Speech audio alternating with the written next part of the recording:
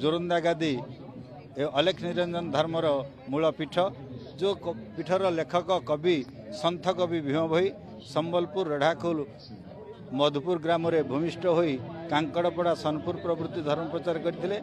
ओडिशा भारत नेपाल आसाम प्रभृति राज्य रे महिमा धर्मर प्राणी प्रचारित हो आसी। जो भीम भोईंकर बाणी मुख्यतः लिखा अछि प्राणी आरत दुख अप्रमित देखु देखु केबा सहु मो जीवन पछे नरके पड़ी थाउ जगत उद्धार हेउ। जगत उद्धार पई एही बाणी स्थानित करा जायछि। जेते बेले कि आमर भारत वर्षर प्रधानमंत्री थिले जवाहरलाल नेहरू तत्कालीन समय यूएनओ मिलित जातिसंघ न्यूयॉर्क चिठी आसे जे भारत वर्षर मुख्य मुख्य बाणी आमर स्थानित हम सांस्कृतिक भवन नवा दिल्ली रे। तत्कालीन समय ओडिशार मुख्यमंत्री थिले हरेकृष्ण महताब जे समय कि ओडिशार अनेक कवि लेखक डॉक्टर मायाधर मानसिंह कुंतला कुमारी गोपबंधु प्रभृति थिले।